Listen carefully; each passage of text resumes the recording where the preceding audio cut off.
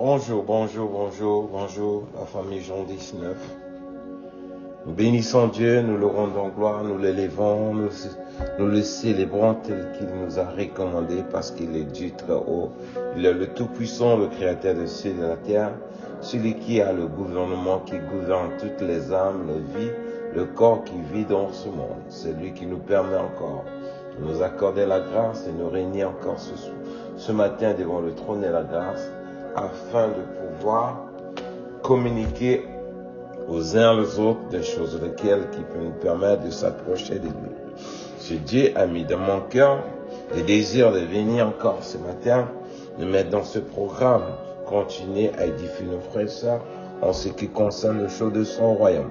Parce que le Seigneur vient bientôt, il ne tardera pas à venir parce que le monde ne fait que s'enfoncer dans le ténèbre. Nous devons être dans la lettre parce que nous ne savons pas comme lui-même nous avertit.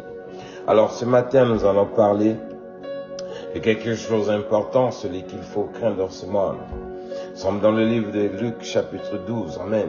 Nous allons méditer les premiers versets de ce chapitre qui sont très riches en informations et afin de pouvoir nous permettre d'avoir une foi ferme, quel que soit le torchon qui va brûler, mais de ne pas régner ce Dieu-là parce que nous devons le craindre. Ce Dieu nous dit ici dans sa parole, dans le premier verset, dans le livre de Luc chapitre 12, le verset 1er jusqu'au verset 5. Ce saison entrefaites, les gens s'étant rassemblés, pas des milliers au point de se fouler les uns les autres. Jésus s'est mis à dire à ses disciples, avant tout, gardez-vous du levain des pharisiens, qui est hypocrite. Qui est l'hypocrisie. Il n'y a rien de caché qui ne doive être découvert, ni des secrets qui ne doivent être connus. C'est pourquoi tout ce que vous aurez dit dans les ténèbres sera entendu dans la lumière, et tout ce que vous aurez dit à l'oreille dans les chambres sera prêché sur les toits. Je vous l'ai dit, à vous qui êtes mes amis, ne craignez pas ceux qui tuent le corps et qui, après cela, ne peuvent rien faire de plus. Je vous montrerai qui vous devez craindre. Craignez celui qui, après avoir tué, a le pouvoir de jeter dans la géhenne. Oui, je vous le dis, c'est lui que vous devez craindre. Amen. Parole du Seigneur. Alors ici, le Seigneur nous parle de quelque chose, de points essentiels dans ce texte. Alors bien aimé, les gens sont venus au Seigneur. Ils ont entendu que Jésus donne le salut. Ils ont couru, ils se sont accrus pour aller vers lui afin qu'il puisse les instruire. Mais pendant qu'ils étaient là en train d'écouter le Seigneur, voilà, le Seigneur prenant la parole, il dit, mais bien aimé, nous devons se méfier de l'enseignement des hypocrites. Amen. Les hypocrites, c'est-à-dire les conseils des hommes. Ils nous disent des choses afin de pouvoir nous flatter. Dieu nous dit de ne pas les craindre, car leur opinion ne vient que de eux parce que ça ne va pas nous donner la vie éternelle. Mais celui que nous devons craindre, comme il a dit, de faire attention, de prêter attention, il va nous montrer qui on doit craindre. De craindre plutôt Dieu, qui est censé nous donner le salut, ou soit il peut nous envoyer aussi à la condamnation éternelle, à la géhenne, c'est-à-dire dans sa prison éternelle qui est l'enfer. C'est lui que nous devons craindre. Mais les hommes, ils ont peur des hommes. Les gens, des amis que du Seigneur, les chrétiens, ils ont peur des hommes. Ils ont peur d'être humiliés. Ils ont peur de se moquer d'eux. Ils ont peur des gens parce qu'ils vont dire ceci, cela. Ils préfèrent écouter l'enseignement des pharisiens, l'hypocrisie des pharisiens, alors que Dieu nous dit, ces gens-là, ils peuvent nous tuer, d'accord, mais ils n'ont pas le pouvoir de nous jeter à la géhenne. Celui à qui nous devons craindre, c'est l'Éternel qui a la capacité de jouer les deux phases. Châtier quelqu'un, le mettre dans le cercueil et ensuite le jeter à la géhenne. C'est lui là nous devons craindre parce que La vie actuelle, mes bien-aimés, ça n'a pas d'importance. Pour un chrétien qui comprend les choses du royaume, mourir dans ce monde, c'est un gain pour celui qui est proche de Dieu, parce que c'est là où il va aller au paradis de Dieu. Mais celui qui n'a pas Dieu, s'il n'a pas la connaissance, il a peur de mourir parce qu'il dit quoi? Si je meurs, pour moi, ma vie s'arrête là. Alors que c'est là où la vie commence. Là où tu pars, c'est là où tu vas commencer ton éternité. C'est là où Dieu nous veut nous faire comprendre que nous devons plutôt craindre le Dieu qui peut nous donner le salut ou il peut nous condamner éternellement. Si nous comprenons ces choses, nous n'allons pas craindre les hommes, quel que soit ce qu'ils vont dire de nous, nous n'allons pas se fier dans leurs propos parce que ce sont des hypocrites. Quelle que soit l'opinion qu'ils pourront donner, ils ne pourront pas nous convaincre parce que ce qu'ils disent, ça c'est pour efflater les gens. Ils n'ont aucun pouvoir devant ce Dieu qui donne la vie éternelle ou bien il peut jeter quelqu'un dans la géante, dans sa prison éternelle. Amen. Dans le livre de Luc, chapitre 11, le verset 39 à 41, là nous venons de méditer la foi dernière, le Seigneur nous avait dit ceci.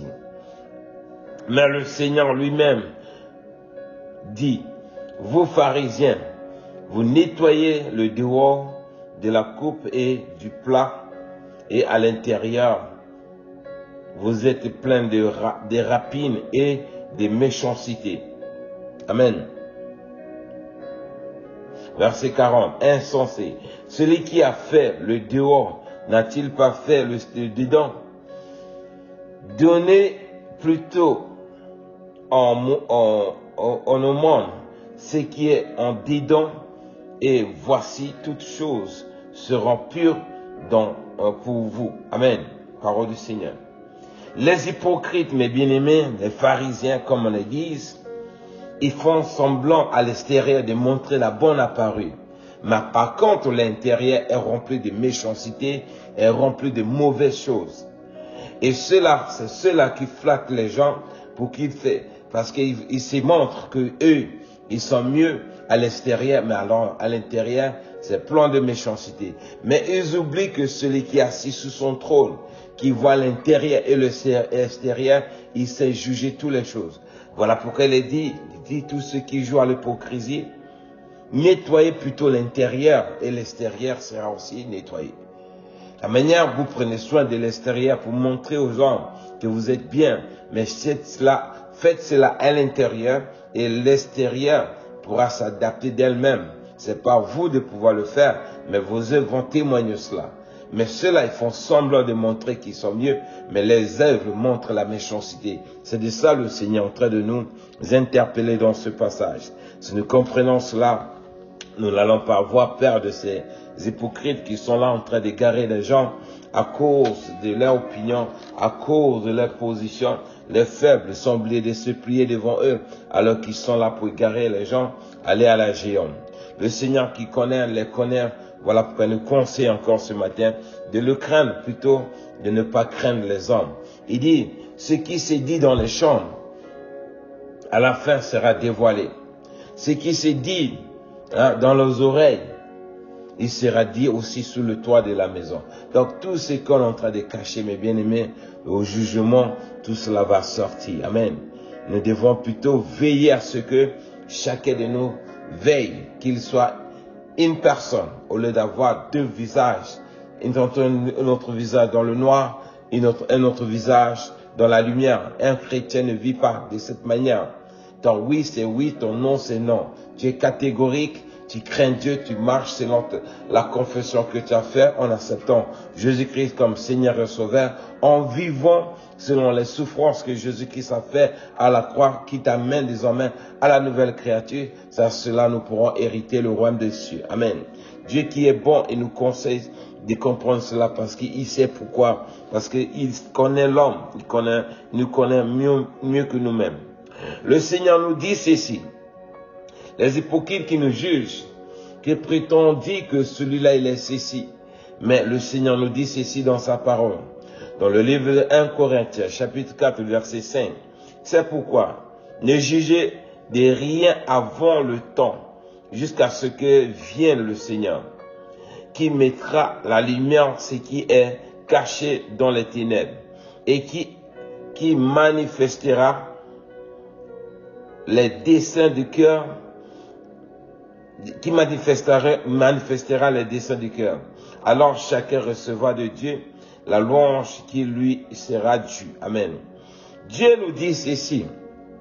Ceux qui sont en train de juger les gens, les condamner selon leurs opinions. Dieu dit, ne soyez pas trop pressés à juger les gens. Laissez le temps, les choses à celui qui a créé les cieux, les cieux et la terre. Lorsqu'il viendra lui-même, il nous jugera.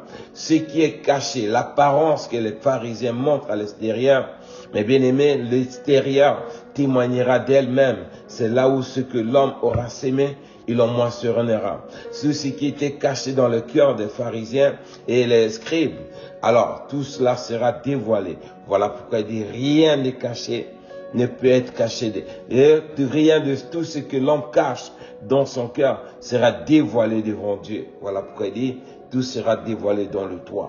Tout ce qui se dit dans les oreilles, tout ce qu'on est en train de murmurer derrière le mur, devant le Seigneur, tout cela sortira. C'est là où chacun recevra le sort qu'il aura sémé. Dieu qui est bon, il nous avertit afin que nous comprenions ces choses. Dans le livre d'Ésaïe, chapitre 51, le verset 6 à 8, le Seigneur nous rappelle également ceci dans sa parole.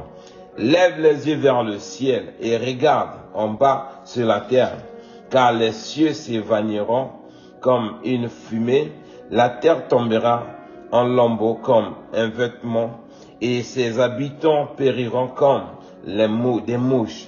Mais mon salut durera éternellement, et ma justice n'aura point de fin. Écoutez-moi, vous qui connaissez la justice, peuple qui a ma loi dans ton cœur. Ne craignez pas les oppromes des hommes et ne tremblez pas devant leurs outrages. Amen.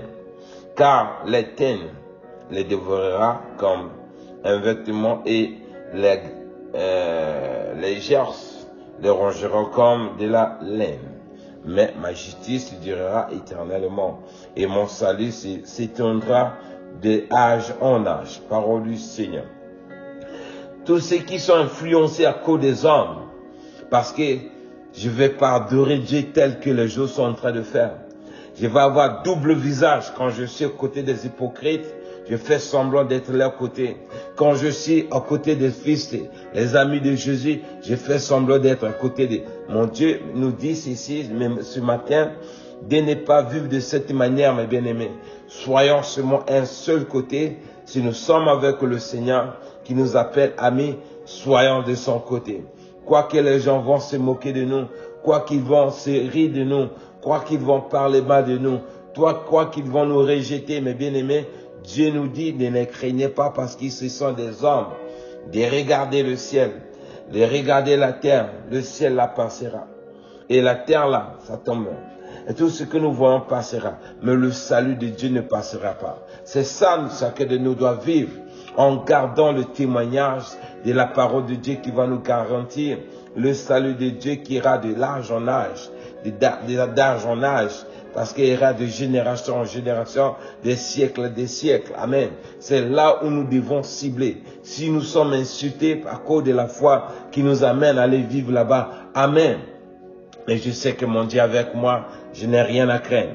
Mais si tu veux te confier aux hommes qui vont se moquer de toi, qui vont rire de toi, tu vas prier dans cet endroit. Tu dois vivre, tu es en train de vivre avec telle personne. Tu es en train de faire telle chose avec telle personne. Lui, il va te donner quoi? Lui, il va t'enseigner quoi? Lui, il va te parler de quoi? Mes frères, Dieu nous parle. Si tu vis de cette manière, ne te confie pas à cet enseignement des hypocrites qui ne fait qu'égarer ceux qui ont la foi en Jésus-Christ. Mais vivons pour les souffrances de celui qui a livré sa vie à la croix. Nous hériterons la vie éternelle qu'il est venu offrir à tous ceux qui l'aiment, tous ceux qui gardent le témoignage de sa mort et sa résurrection héritera la vie éternelle qui s'étend déjà de l'âge en âge, de génération en génération, de siècle en siècle, des siècles des siècles. C'est cela nous devons plutôt cibler au lieu d'écouter les hommes. Dans le livre de Luc, Hébreux chapitre 10, le verset 29. Le verset 29 à 31, le Seigneur ajoute également ceci dans sa parole.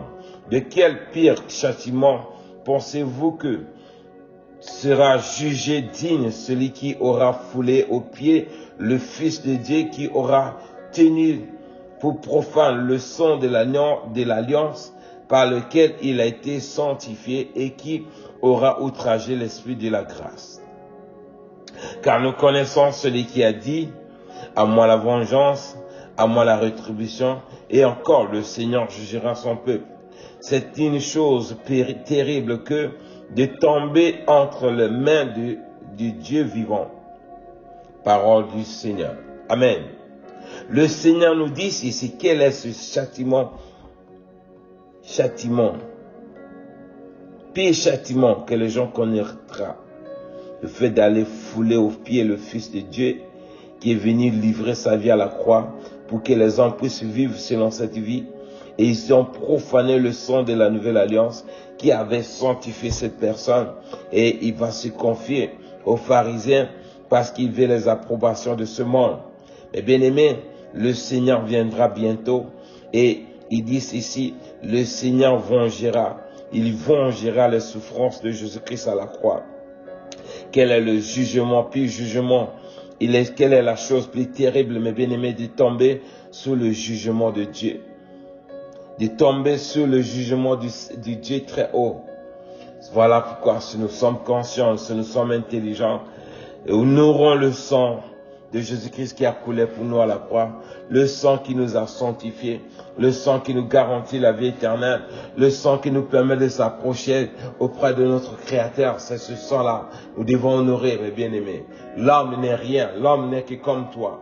Un frère disait la fois dernière, quand je causais avec lui, regardez les hommes, lorsqu'ils meurent, ils ne perdent pas avec les amis, ils vont seuls. Il est seul dans une caisse de bois qu'on appelle cercueil. C'est là il va comparer devant son Dieu. Il n'aura pas d'amis, il n'aura pas de connaissances, il n'aura pas de conseillers. Pourquoi se confier aux hommes qui, le jour où tu seras devant ton Dieu, le jour du jugement, celui-là ne pourra pas être à côté de toi. Tu vas répondre toi-même selon le sort de la manière dont tu as vécu. Pourquoi aller se confier aux hommes qui vont te pousser à aller loin de ton Créateur? Alors, si ta conscience t'interpelle à vivre selon la parole de Dieu, engage-toi sur ce chemin, car c'est ça, tu as fait le bon choix de vivre de cette manière.